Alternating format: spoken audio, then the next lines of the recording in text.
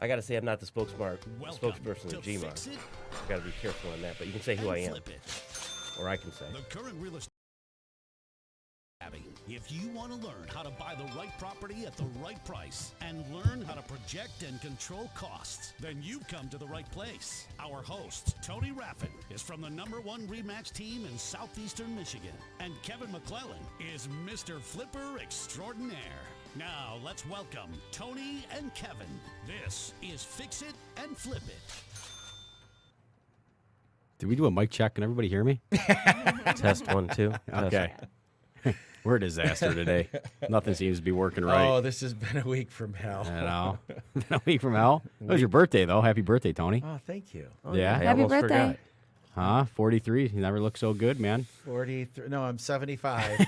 Today's reverse day. Oh, okay. You look great. 57 years young. You look great for 75, I tell you. You got more energy than most 15-year-olds. You know what? I wonder about that sometimes. I've always said I'm jealous of his energy, man. I'd take half of it. Yeah, but boy, when I go out, I just fall. I'm done. Boom. It's like there's like full blast or off. What'd you do for the birthday? Anything good? We went to dinner at the London Chop House down in Nice. Detroit. They reopened and they did a beautiful job. Had a badass 35-day-old ribeye. It was so good. Yeah. We had a few shots. We had a little fun. A couple friends. It was a really good time. We had a great time. Good. Tomahawk ribeye or the regular? No, we didn't get the tomahawk this time. I wish I would have because the tomahawk is, tomahawk's my favorite, man. It's the best. Why don't you introduce our guest who Oh we got yeah, here? if you know? we're sitting here talking to we have to be careful how we say this. Okay. Okay, Go ahead. Should Go I ahead. do it? I want you to Okay. introduce yourself, Al Block. Everybody, Okay. this is Al Block. He is the. I am associate broker, now co-owner of Remax First. I have been a realtor for 29 years. I am president-elect of the Greater Metropolitan Association of Realtors, but disclaimer, asterisk, I am not the spokesperson or official spokesperson to speak on behalf of the Association of Realtors. Good. Now we got that bullshit out of the way. We Yeah. can move forward. Yeah, thank you. Al feels better now. Okay. CYA. Got the liability out of the Cover way. your ass, baby. Cover your ass. Al does everything, though, right? I mean, this does, guy, yeah, I mean, he Al's- sells probably does a ton of business. I remember when I got in Appraiser. the business. Okay, when I got in the business as real estate, I used to drive down Hall Road and there was a moving truck, and it said, "Buy from me, get this truck to move with." Turn your phone on silent. We're on a damn podcast, or is that yours? God, Mine. What the hell, you guys? That's mine. So, is that again? Yeah, I got Put it I got a Facebook message. Okay, you can watch it. I mean, you guys look at me like I'm some kind of ADHD freak. And Al Block, I always wanted to be like Al Block. And Al is a rock star in this industry. He is, I mean, you are, Al. I mean, end of story. You know what you're doing. You know what you're talking about. You advocate for realtors. You volunteer a ton of your time. And you pay attention to detail more so than anybody I know. You know, you don't do anything wrong. Don't get me wrong. I know you do things wrong, but you're such an advocate on doing things right the first way that, So the reason we had you on today. Yeah, never ask me what time it is. I'll try to tell you how to build a watch. Yeah, don't ask me for a glass of water because I got a fire hose out there too. The reason we asked you on today was to talk about how a realtor could help an investor or an investor help a realtor. Okay. And also, we can touch on some of the appraisal issues that come into play because Al's Al's an certified appraiser, so that'd be a great right? idea to talk about. I that too. carry the license. I don't do many appraisals because I don't find it financially rewarding. You got to really do that full time to do that well. However, I have the skill set, which I think that helps me bring to my clients. So I think like an appraiser. So when we sell that property, buy that property, I'm going into it with that mindset. So when then my appraisal comes in low and you're my listing agent, I can come and beat your ass because you think like an appraiser. Here's the problem. Appraising is not a science. We think it is. There's protocols, but it's human opinion. And you get five people, five appraisers, you're going to get 5 human opinions. 3 or 4 should be really close to each other, but then you always have that anomaly. Right. Yeah.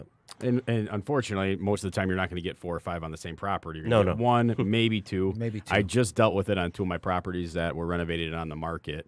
One of them came back in $17,000 light on the appraisal. One came back $7,000, 3 days apart. So I had a great week. Well, while we're on that, Cost you 24 grand out of my pocket. I mean, Well- I could have paid for my nephew's tuition when he grows up. well, let me explain appraising. This is something. Okay, let's get into this. The issue with appraising is what a lot of people don't realize. It is vastly different after the recession. The U.S. government, basically through Fannie Mae, Freddie Mac, changed how appraising is done. The lenders do not contact the appraisers directly. They have to go through an appraisal management company, and then those get assigned to appraisers. So if you think of it this way, imagine you're going to your you've been going to the same family doctor for 20 years, and then one day they say, well, you can't go to your family doctor. You got to contact the doctor referral service. And when you now want a doctor, you're going to get the doctor the referral service sends you to. You might get the one you had, but the one you had or the one you get, they're also getting paid less because the referral service is getting a piece. Sounds like Obamacare. No comment. However, I think they'll say it out of politics. Yes, we won't get into politics. Listen, we get into politics. We get into everything. that's over something here. you can do. I choose not to. I bring Jessica But, into it. but you know, what she's gonna say. to be truthful, the Staying out of it. last administration was stuck with that problem of the recession, and they made that choice. I think there's too much overreach in that area, and so now you have all these appraisers who you want to get the best appraisal service. You want them to do their best job. They can't do anything special in the sense that they don't care. They're getting paid less, and also they, if it's a decision to, can I do more work, do a better job? Well, if you're getting paid less and you really aren't beholden to anyone, there's no one to give you a pat on the back. And I don't say pat on the back in the way of doing a favor for the lender, but there are times that an appraiser can do more diligence, and then there's times they don't care. And let me tell you, I think they care less now.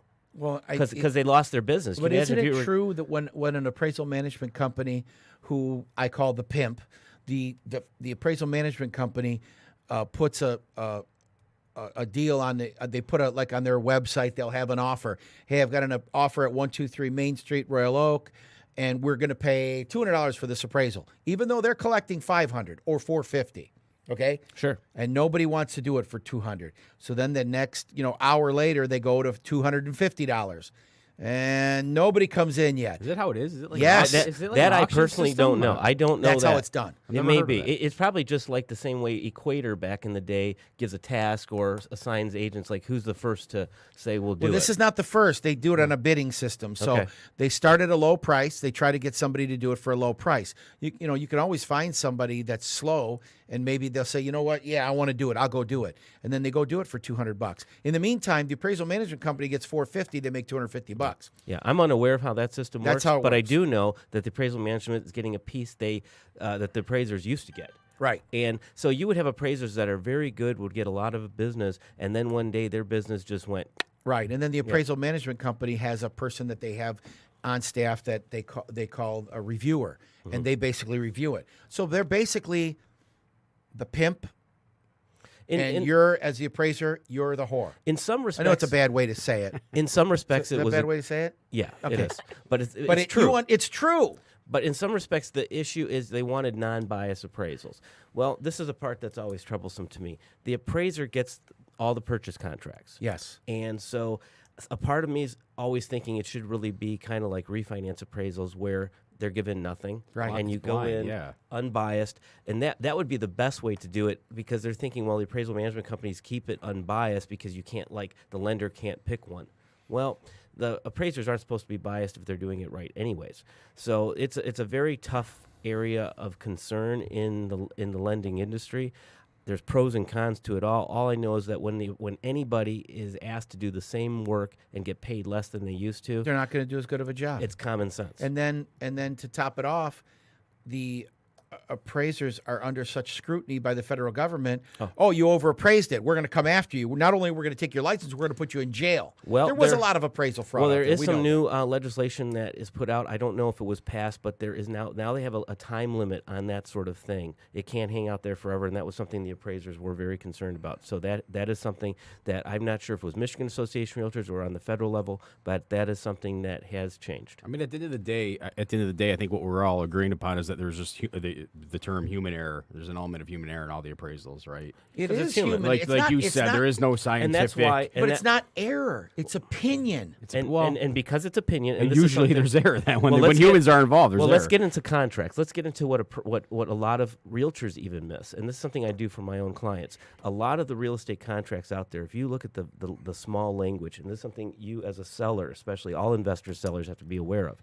When you buy this property, deep in the language of most of these real estate contracts, not ours at RE/MAX, but a lot of many other ones will. Well, I can't say all RE/MAX. Our company at RE/MAX. Our company, yeah. So it says this little line: if the property should appraise for less than the purchase price, the buyer can declare the offer of the contract null and void. That is a kiss of death language that a lot of people get confused on as sellers. They think, well, it has to appraise, right, to get financing. Well, that's two very different, distinctive things. And I actually have arguments with realtors when I come to this and say, we are crossing that out. My seller's not going to agree to that. But here's the addendum we are adding to this transaction. And what it does, it doesn't put the buyer in the driver's seat of that. Because if the appraisal came in for $100 less, that clause gives the buyer the ability to say bye-bye. And why would they do that, you're thinking? Well, let's say they have cold feet or they just found another nicer property. You as a seller want at least to have the option to say to accept the appraised value. yes or no. Well, that clause, which is in many, many, many contracts, gives you no recourse. I had this. I'm a professional. I have seen every contract, and I got bit in the butt on this about a year or two ago, and I said never again. It showed up. I never saw it there before. So here's the addendum. The addendum says that the seller shall have the first right of refusal to sell at a renegotiated sales price and or the appraised value determined by the lender. And you before have used that as a on your addendum. before the buyer has the right to go bye-bye. And so if you as the seller in this addendum agree to say, okay, let's say the purchase price was $200 and you agree I'll take $197. If you agree, this addendum says the buyer now has to move forward at the lower price. Sure. If you find a buyer that's not willing to agree to that language up front, then you got a buyer that's looking for a way out anyways. Yeah. Right. Because there's no buyer in the world to say, well, that sounds good. If I get it for a lesser price than what I've agreed to now, that's great. So Yeah. it gives you the driver's seat. Now, if you can't come to terms and you're unwilling to take that lower price, then here's what has to happen. The buyer can't just say bye-bye. The buyer has to get denied for mortgage because of a loan-to-value deficiency. If a buyer's putting 40% down and it appraises for a few $1,000s less, the lender's still going to lend because Correct. the loan-to-value is there. Correct. It's only when you're in the situations of the low down payment where the loan-to-value becomes an issue for lending, and that's where the appraisal is very paramount. But if you got a buyer at 25, 30, 40% and you have a lower appraisal, just don't think that automatically, oh, I've got to renegotiate. They have to prove they can't get the financing. And if you go back to years ago when I first started 29 years ago, Standard Federal, many of these other banks that were around town, if they had a long-time standing client, it's the lender that determines if they're going to do the commitment for mortgage. And if it comes in low as an appraisal, many times they had clients, they said, yeah, but we know this client. We know they've got good credit. We know them. They bank with us. We're going to lend to them regardless. Now, those days are gone. They're gone.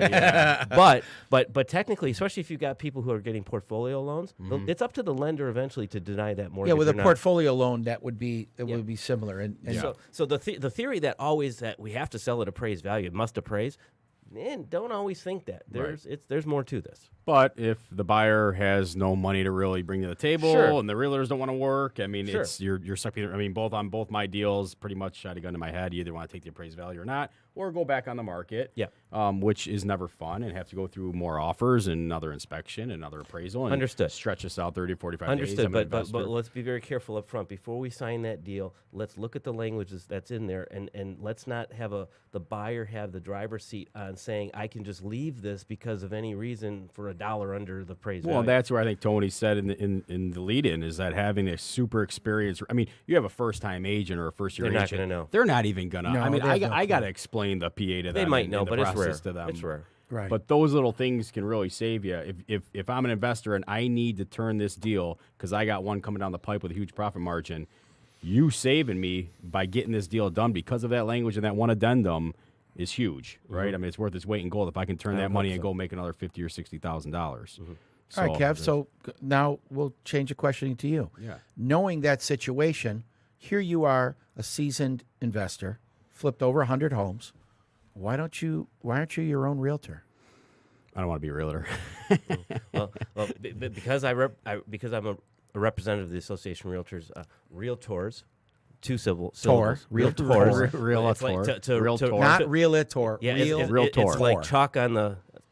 Yeah, don't say realtor. Yeah, realtors. But I just have to get that out. Get it out. It's like somebody pronouncing your name wrong. It's like you just gotta stop. It's like, hold on. No! Let me just get my name right. So honestly, you can, I try it myself. It's impossible to do everything. Correct. And here's what the biggest thing that realtors bring to the table is exposure, especially in Southeast Michigan. The difference is if you hire a seasoned realtor on the selling end, especially with the way we are all connected to each other, Correct, and to the public, and the way the internet works, our systems literally within a day. I think it takes about a day, maybe two, when we put a property on the market, between what's called a Great Lakes repository, which is a system through one of the MLS systems. It reaches all the other many of the MLS systems in Michigan. And then through another MLS system, it reaches a vast majority of the realtors in Southeast Michigan. You're talking anywhere between 50 and 35,000 realtors in Michigan having access to that property within a day of it going on the market. Correct. All having buyers, all being incentivized to sell that property. And then beyond that, we are connected to all the portals in real estate. So the demand, so when you have people looking at a product, the demand it creates.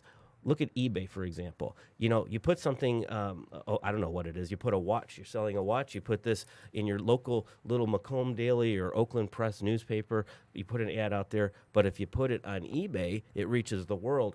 Where are you going to get more money? Yeah. the world. The world. Some more Where eyes it on reaches it. more eyes on it. Bigger And chance, bigger probability. And that's the number one thing realtors do on the retail seller end. I have my one office that I'm co-owner of in Royal Oak. Little plug for myself. Any agents out there? I'm now the co-owner. There you go. Recruiting session. Go ahead. We will help give you this knowledge. At our company, honestly, we have knowledge from a lot of major players. So that's one thing any new agent would or seasoned agent would get from us even. Don't we have, as Remax First, I think 5 of our top agents, me and you being included in those 5, are like in the top 10 in the whole Tri-County area. If it's not based on production, I can say, and I am biased when I say this, we have some of the best brains in the business. We really do. We really do. Well, what do you think we brought you on here? You've always been my mentor. We've only been doing this 1 year different, but your experience level is far surpasses mine. I mean, I've done a lot in my day, not to poke my own horn, but over 7,000 transactions. Well, I'm just the nerd. You're the cool guy. I want to be you, and you want to be me. I want to be you. That's subjective. Maybe we could just mix you two together. And we are mixed. We're at the same company, and Yes. Tony and I will bump things off each other, and that's the beauty. We have an inside system, our own groups. We can ask a question inside our company, and within a minute or two, you get answers. Yeah, we have a private Facebook website just for our company, so we're able to Bounce ideas, ideas questions, off advice, the, opinion. Yeah, it's really weird. We did a broker open this morning, and majority of people that do broker opens, they do it to bring real estate brokers to an area for lunch, and they'll have Jimmy John sandwiches. Come on over, have a bite to eat, walk through the house, give us your opinion, because then this way, if they have a seller that doesn't understand his price is too high, the broker open usually brings a bunch of brokers to the table. They give them a free sub, and all of a sudden, you're a little bit too high. No, it's perfect or whatever. Fix this, stage this, whatever. We don't really need that. We have our own people. Yeah. When you have a company that's got 150 people Plus, but now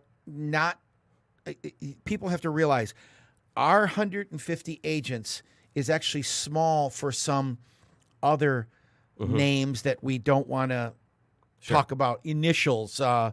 Okay. That's fine. Leave it at that. Put it this way. Leave it at that. We have an office that's got 20 people in it, and a couple doors down or a quarter mile away, there's another office that's got 300 agents in it. Our buildings are the same size. How do they put 300 people in a 4,500 square foot building, and we have 28 people, and we're cramped, and they fit them all? No, it's because their people don't work. Their top agents couldn't make our top 20. Right. Okay, so now take that into effect. Take the years of experience that we have, and like you said, we have a lot of players at Remax First. Plain and simple, we have a lot of players at Remax First. Everybody has their own specialty. Everybody can bounce something off of. Our private little sector, we can bounce ideas off of. We can get, hey, we could throw a dozen brokers through instead of having a broker open. Bring a dozen brokers through, throw some ideas at you. And, and we've done the same thing for you, Kevin. So that's why I do 80-90% of my deals with Remax First agents. I mean, just, by default, I mean, between you and Al and I'll name some. We got Paul Fujimoto and Liz Nicosia. Who else? Brian Gabbert and Brandy Gabbert. I mean, there's some great minds, some great people. I mean, your brokers. And so my 29-year career, 27 of those years have been at Remax First, and I tell people, I get headhunted all the time. I tell people, and this usually stops the headhunting, they're going to take me out in a box. Yeah. That's when I'm going to leave. Yeah. And so that's a testament for other people in the industry to see that's what's so special about this company. People tend not to leave, and if they do, they're not seeing the value. No. But many of our players, I call them players, they're players because they work hard. They work hard. Like a real player, professional NFL, whatever. Right. So we are those kind of players, and again, 27 years, a box. Why are I don't see it a lot with Remax First agents or Remax in general, but why are all these other brokerages? Why are these realtors always jumping? Things are going good. The economy's going good. They're having some of their best years, and they're jumping. And all new signage and cards and name and like, why would you want to like rock the grass apple is always cart? greener. Yeah. And you know what? And that's typical. But the one thing that is sort of different about our company is, especially when I first started there, it was like where you wanted to be like when you grow up. You typically don't start at Remax, but Correct, you don't. Back when I was chosen. I was not like, oh, I want to come to you, which that's how it is sort of today. I was chosen. It was like they had to vote me in, Really? and it was close. I almost didn't make it, and you had to pay an initiation fee to get hired. Wow. We did, and that was, and I was so like, oh my gosh, I'm now at Remax East at the time, Right, and Remax I'm like, East, yeah. I'm privileged. You know why? Because I was rubbing elbows with some of the best people in the business, and that's why I am where I am today. Guys that are still in the business today, some are retired, some of them have passed on, but these people, they made me who I am today. I truly believe that. We have a. Well, there's got to be huge value from being able to look across the office and see a guy with 25 years of experience as opposed to look across the office and see a guy that just got out of real estate And some school. company is based on personality. Not, there's some great companies. I represent. I'm president-elect of the Association of Realtors. Correct. So I see people from all over companies. Of course, I'm biased on my own. I'm a co-owner, but I do know there are many companies that have their niche, and I rub elbows with some of the finest realtors in the industry, Sure. and they're very good. And so everybody has their different niche, and their companies are excellent too. But then, we work with a lot of the people. At any company, you're going to have people that have issues, but there are other great companies who are excellent, and they have their niche. And that's why people jump, because you know what? Maybe they don't want to sort of be the independent, my own business Remax guy. They want to have a big brand that does luxury or is known around the world for luxury, and that's their niche. Gotcha. So it just really depends. I think it depends, like you said, on the individual realtor, right? Yep. I mean, just what they projecting. And their some, next if they're 5 or not 10 making money, years. some that are not making money, they're thinking not that them, it's not it's them, it's the company. brokers. And They're you'll not see them bringing every leads, year they're not or two. bringing- Every year or yeah. two. Jumping There's around. no support. No I'm not getting support. support. I'm not getting leads. I know Yeah. I'm a great realtor, so it's time to. I'm going there. Right. They get sold. They get sold a nice little package from. So another. let's go back. Yeah, to let's you. go- Yeah, let's circle go back back. to We have a benefit habit of. investor. We have a habit of. Benefit of the realtor. If I can talk about the on the buy end, so we get approached all the time by investors to help them buy something. Right. That's very, very tough for realtors. I'm going to be honest, because what's the investor always wants the best deal, and we have pretty much access to a lot of stuff that's retail. Sure. So you need that wholesale, that person that is down on their luck, or they're losing it through foreclosure, taxes are a problem, bankruptcy, all these different things that some realtors have their ears to the ground to, and some don't. But the biggest number one thing that I tell realtors is they have to be careful when they take on an investor. And they have to be careful to say and be honest. And the honest thing is, if you came to me and you said, Al, I want you to help me find my first flip or first deal. Oh, my gosh. I know you guys probably get that all the time. All the time. And so here's the thing. Investors. Here's the number one thing. Oh, my so gosh. if we're going to try to help you find the lowest price property or something that you can do well with, or many times I tell people, don't go for the flip, go for the long buck, especially in the market we're in. Correct. You buy it, hold it, make rental, and then sell it someday down the road. So what is my incentive? So let's say it's a $20,000, $30,000, $40,000 property, whether it's in Detroit or Warren, and you want that deal. Well, you got to imagine that realtor can't spend an inordinate amount of time it takes to really advise you and counsel you and teach you everything and help you through that process when the commission on that property might be $800, $1,000, $1,200. They're not going to spend their life on it. So let's think about money.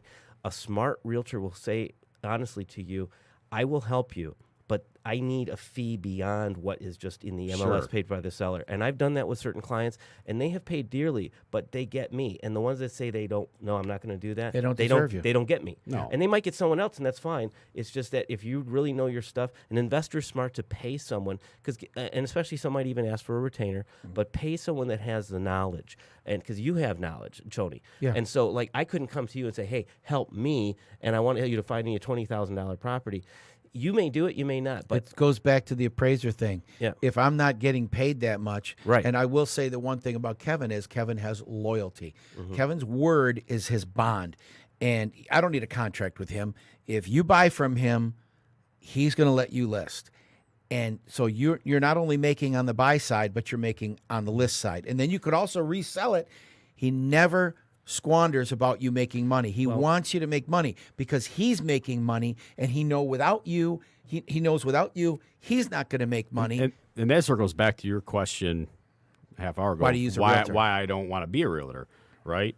If you bring me a property as an investor and I rehab it and it's a $60,000 property and you made I don't know $1,800, $1,700 on the front side, and I say thanks, I renovate it, turn it into a $200,000 property, and I list it, and I'm going to make another $6,000 commission.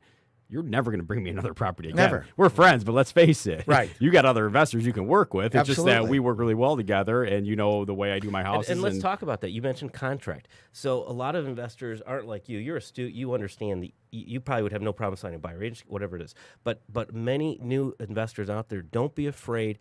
There are laws we have. And laws, technically, one, I have to disclose to you how I'm going to work with you from day one. Technically, state law says I got to whip out that agency disclosure the first time I meet you and have you sign it. Before we do anything. Before we do anything and give you advice. And then we're supposed to, in order to have that, we're supposed to have a signed buyer agency agreement. And there's other forms. The investors out there need to realize if you're going to hire professionals, just like hiring an attorney, they're not going to take you on unless you don't sign a retainer agreement. In our industry, legally, many agents don't have you sign anything, but legally to represent you, you have to sign those forms, and the agent is smart to comply with state law. And if that agent is complying and doing that and is really You will adamant, always get paid. not only get paid, but they're going to be the same way with you all through the transaction. They're going to make sure that the I's are dotted, the T's are crossed, and everything's legal, and you're protected as their client. Yeah. Well, it's funny. Marge Frazier, who was God bless her soul. God bless her, God rest her soul. Marge Frazier was our teacher. She was our real estate guru. She might not have been a great realtor, but boy, she was a hell of a teacher. She used to always make me sit in front of the class because I always disturbed everybody. She was great. And Marge said to me one time, and I think she probably said it to everybody, your daughter's having a Sweet 16 party. You go to the 5 best bakers in town and you say, you guys make me a cake. Whoever makes me the best cake, I'll buy from them. Who's going to make you the cake? Nobody. That's right. I don't know. I just guessed. They want nobody, because nobody's going to make you the I was cake always good at guessing in school. Without a deposit, without a commitment. deposit, without a commitment, without a contract, because they're not going to make you a cake and not get paid for it. And it's the same way. You wouldn't ask somebody to go to work and say, if I like what you do, when you're done, I'll pay you at the end of the day. If I don't like it, I'm not going to pay you. What do you guys think about that? Because, again, I'm not a realtor, of when somebody has a house and it's like, hey. Realtor. Realtor. I got to get that down. Tor. I was going to punch you in the face in a minute. They've got, a $100,000 house, and they want to interview 3 to 5 agents to get that listing. How do you guys handle that in this market? Well, honestly, I'm not afraid. If they want to interview many people, God bless them, and that's fine by me. And I really think some people need to. If they don't have someone they truly feel they can trust in their corner, then yes, interview and find out who you think is going to be the best one to represent you. Do not, especially if you're a seller, don't hire a realtor because they said your house is worth the most. A realtor does not set the price and make the market. The market makes the market. There's no one person that's going to sell your house necessarily for more money or substantially more than another, because the market determines that. What a real good realtor may end up getting you more money is when you're in transaction, they have to negotiate the price. They can maybe help negotiate a better price. Or if there's an appraisal problem, they can work on that. Or if there's a contract problem, they know what to do. So in the end, yes, maybe a better realtor can get you a better net dollar. But don't go because, this realtor says my house is worth $20,000 more. That's my guy or gal. We lose a lot of deals because it's of called that. buying a listing. Yeah. And so hire the realtor based on experience or who you think you trust and have a good rapport with. If you not have a good rapport with the person you hire and you're just getting a feeling that your personalities even clash, don't go there because you're going to be living with that person for months. Right. Okay, and then my other question for you guys is, because this just came up with another buddy of mine and we were debating about it, is the point of diminishing return of working with a buyer and you've showed them 10, 15, 20 houses. Nobody wants to walk 50 away or more. Nobody wants to walk away from a commission. I've done it. And you never know if that 100, and I'm talking like on like an $80,000 house, right? And you probably spend enough gas money to even cover your. Well, that's a buyer agency contract, and it works two ways. But however, that's the commitment that you make a commitment to hire this realtor. The realtor needs to make the same commitment back to you. But at what point if they're wasting your time? Well, and they're almost like they're not even serious, but they keep calling me to go show these houses. They're nice people. Well, you might have to have a talk, and it's What very talk rare do you this have It with happened. them, It happened you to know? me this year, honestly, and it was basically we had, I don't whatever your religious preference is. I call it a come to Jesus meeting, and it's basically From a Jewish guy, I come to Jesus. half Jew. Jesus was a Jew, though. Yes, so, he was. Yes, he was a and Jew. so basically, you say, hey, look, I can't help you get what you want. It doesn't exist, perhaps, and maybe you need to wait until you have more money or the market's different. I just can't help you, and just don't be drudging along and thinking all these things in the back of your head. If you need to cut the cord, tell your client. So there is a time. There is a to time, have and I had to do it reluctantly. I had to do it, and I don't, and maybe they purchased a home. That's fine. It was a referred client, and I just can't help them. Some people are looking for the Holy Grail. Well, they come to. Well, the reason I cut it is because they breached contract. They wanted a home in Macomb or Oakland County, and then they're starting to look in Lapeer and Sanilac and way out there. And it's like, we can't do that because of the time and effort and the price range. I can't have me drive, an hour and a half to show a property. It doesn't. Right. And I don't know the area as well. Right. Yeah. That was good answer. That's he's like I said.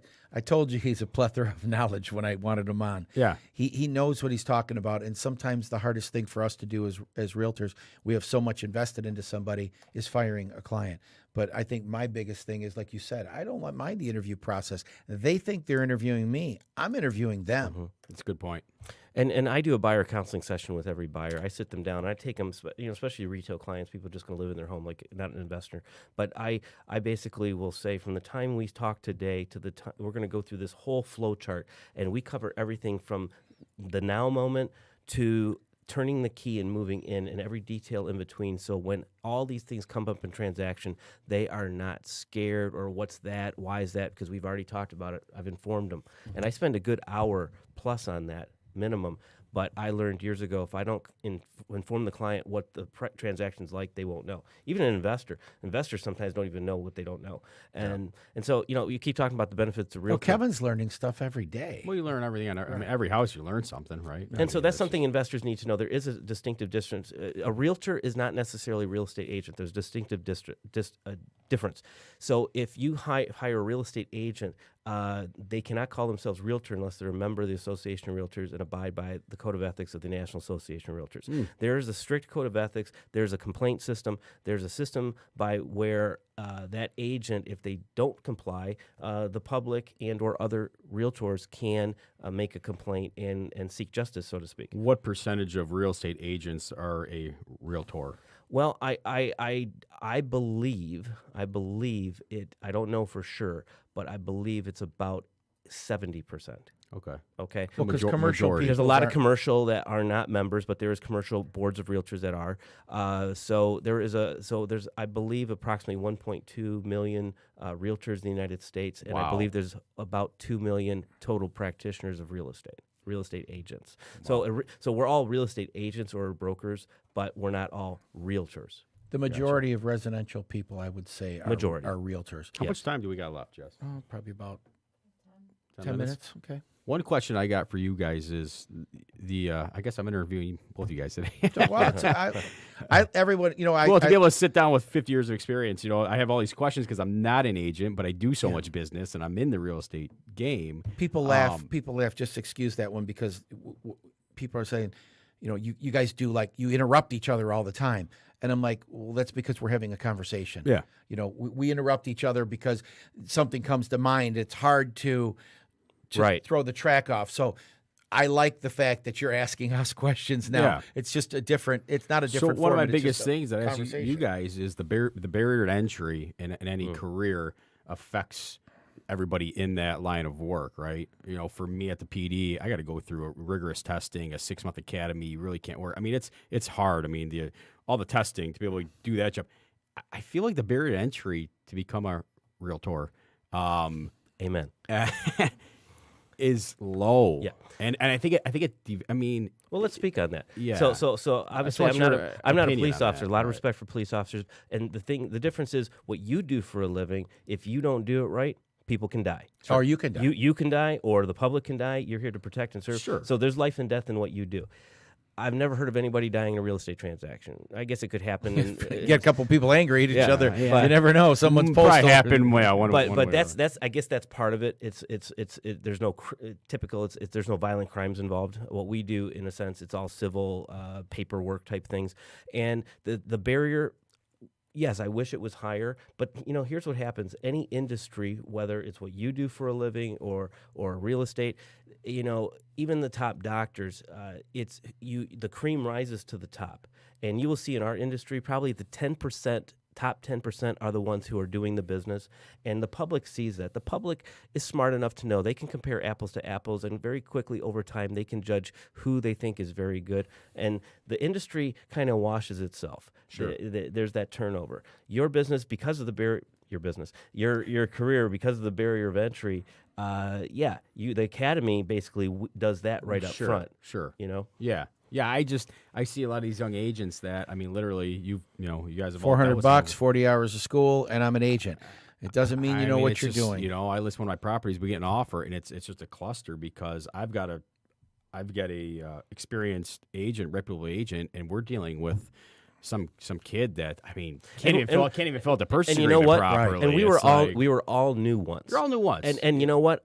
We've been there, but let me tell you, the difference is I deal with a lot of these people on the other side. So my job as a listing agent, I protect my clients from. I call myself a professional babysitter. So I professionally babysit the transaction and keep those other newbies, so to speak, or even people who've experienced who don't have the knowledge, and I protect them in the transaction. But I see so much malpractice, so to speak. Things are filled out wrong. They don't know what they're doing. But the thing is, there are good new people, and don't be afraid to hire a new agent if they have someone with them helping them. These companies have a support system that so before I even get their offer or contract, I see a lot of new agents. I'm like, oh, I'm impressed. Everything's filled out great. I'm sure they had someone in the office, a broker, a manager. They took the time to get mentored. So some of these new people have some great people behind them, and if they do, and a buyer or seller knows that, yes, a new person could be just as good, maybe even better. Yeah, because they have the time. I've had new agents bring me deals. I have nothing against them. Like you said, I was a rookie police officer. I didn't know shit, and now you learn as the job goes on. But people had your back. Correct. I had to ride next to a guy. So not only after a 6-month academy, but then the first 4 months, I'm being babysat by a guy next to me, watching my every move, responsible for me and my actions. And so I just feel like it'd be so much more beneficial in the industry if there was just a little more scrutiny, a little more rigorous training, and some type of training program. There's been lots of talk about that. I think it's coming. Some states are going where everybody's a broker. So there's some different ideas on that. So that's out there. I think you're going to see that more as time goes on. Interesting. Interesting. I know the requirements for education are getting higher and higher and higher. I think you need to really, really know more to do this business properly. And I think our society is much more astute, and people's expectations of things are different perhaps of 30, 40 years ago. I think people can find out so much more knowledge on their own that, it's like the public knows the difference between good and bad because they can Google it. Yeah, I talked with a guy this morning that was referred to me by someone's husband whose wife is a realtor, but they referred him to me. And he's like, I'm going to look at this house with the agent. What can you tell me about it? I said, I can't tell you anything right now, but go look at the house, and I can tell you exactly what you're going to find because he explained to me what it was. And he called me this morning. He goes, boy, you were right. He goes, I opened the window fell down without anything. It was like perfume on the pig. And it's like. One more question for you guys, and I think we got to wrap it up. Yeah. I got all these in my head. Yeah. You meet with the hot as the market is, right? And these houses selling quickly. So I think a lot of sellers, whether it's investors, owner occupants, they have their house. They know it's probably going to sell pretty quick if it's priced right. So now they think they can name their commission, and they meet with you and say, I want you to list my house, but we are paying 4% commission. I got this. I got a text because somehow I'm on some list now because I'm co-owner of the Royal Oak office. Yeah. I got a text from some person who I looked it up. They are an owner. They are trying for sale by owner. They bought the house in February. They apparently flipped it. I don't know who they are. I looked it up, and they texted me and they said, we'll pay if you have a buyer, we'll pay you like whatever. And so I asked them for their email, and I'm going to email them my credentials, and I want them to know that they don't understand how much money we can get them perhaps on retail, but they wanted to name the commission. Right. So their house is going to be hiding. Whatever house they have, and they already told me the price. I looked at it it's crazy. But that house is hiding out there. It may be out there in some stuff, but a lot of realtors aren't going to know about it. They're maybe texting half a dozen. So they now want me to sell that home and bring a buyer to it when it's probably overpriced. But even if it's not, I'm going to now get involved with them. Basically have to do both sides of the transaction because, who's doing their side. Right. Or I could sell Tony's listing or someone else who has a property listed in Royal Oak, and then I'm dealing with a professional that understands my offer, knows me perhaps. I have a rapport with them from past transactions. Because a lot of times we know a realtor. Like if I sold one of Tony's listings, he would tell the seller, you can trust Dale. It's going to close. If Al knows That's true. You can trust Al, that's going to close. He knows what he's doing. And so and that owner, putting that out there, what are they getting out of it? So what are you saving money? This is a $350,000 house. They think they're saving money, No. and they're probably not. tripping over dollars to save nickels. And so here's the thing. I'm representing a buyer, and I know that that's a for sale by owner, and they're trying to save money. The first thing I would tell my buyer is, whatever they think they're saving, we're taking that off the top on an offer. Right. Why not?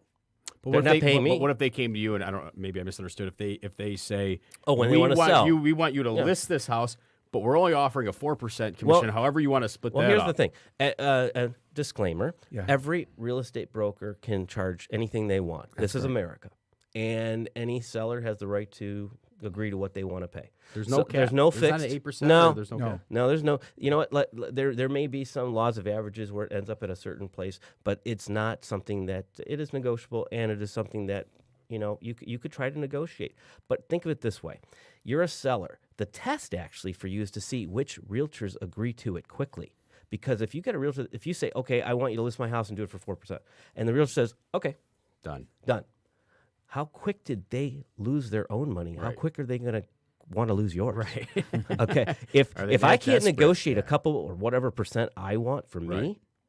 they have no business negotiating hundreds of thousands of dollars for you. Correct. And so another thing they think also is that we split that. So most times in order to really incentivize the realtors community, the realtor has to put out their 2 or 3% or whatever they do. Yeah. And then those realtors are going to show that house. Well, if you have a 4% and it's split equally, but there's other listings that the realtor can make 3% by showing those. Yeah. They may choose to show the ones at 2% last. Not saying they will. Not saying they will, but they might. It's human nature. It's human nature. And so as an owner, you don't pay anything until you close and get your money. Right. So the time to negotiate the commission is not necessarily when you list the property, because it's not sold yet. Right. It's really when you get an offer and it's like maybe the dollars aren't making sense. That's the time the seller might have leverage. Right. You have an experience Not at the listing, because nothing's being sold. Right. You haven't paid nothing yet. Nothing. Unless you have a broker that does get money up front, and that could be happening. But for the most part, they don't. Right. Where do you see this market going? Last thing, right? We got to wrap up, Jess. Ooh. Where's this market going? Because the train of thought everybody says is we're due for another bust. You know, we're going to take a. First of it's all, gonna just be, for we're the gonna be another state of recession, Michigan, but we never really had a bust except for the last one. We Right. were It pretty was much always steady. Always steady, up, up, up, up, up. I mean, I'm seeing prices back. I own multiple properties, like rental properties in East Point. I can't believe where those values have gone back Right. up to. And now my question is, how much higher are they going to go over the next 2-3 years? Or are we due for a pullback? I mean, I just want to get your opinion because you've been in the market so long. I think there's certain areas that could be hitting a bubble at some point. I mean, the hot ones, and this is purely my opinion, speaking of myself. Midtown, perhaps areas of Ferndale, Royal Oak, these prices are so high that, okay, will they sustain themselves? Let's think of it about this way. Many of these resurgent areas that have all these young people that have moved in, they have very cool areas. I mean, you got a great culture in these areas. You got nightlife. You've got just a great community there now that never was. So all these people are moving in. Let's think about life cycles. So you get all these people who move there in their 20s, 30s, no kids, good income, but then they decide, oh, we're going to have a family, this. So through those life cycles, I've seen it, like especially in new condo complexes, you'll see new condo complexes with certain type of style. Ranch condos attract older people. Let's say it's the multi-story ones. Yeah. Those new condos get sold by the builder to all these 20, 30-year-olds that are single or have young families.